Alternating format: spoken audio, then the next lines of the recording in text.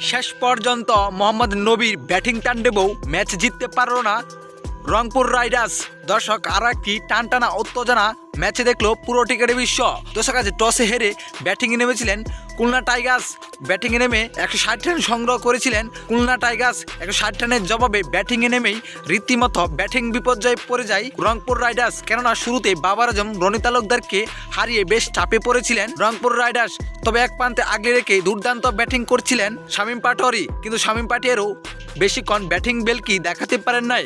শামীম পাটোয়ারি করেছিলেন 22 বলে 30 রান। তবে শেষ পর্যন্ত দলের হাল ধরেছিলেন মোহাম্মদ নবীর ব্যাটিং তাণ্ডবও শেষ পর্যন্ত ম্যাচ জিততে পারল না রংপুর রাইডার্স। শেষ 2 ওভারে প্রয়োজন ছিল রংপুর রাইডার্সের 31 রান, হাতে ছিল মাত্র একটি উইকেট।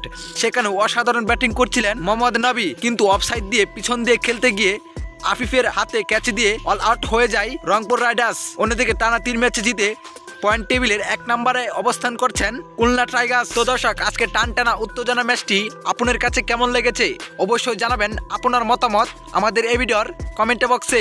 ধন্যবাদ।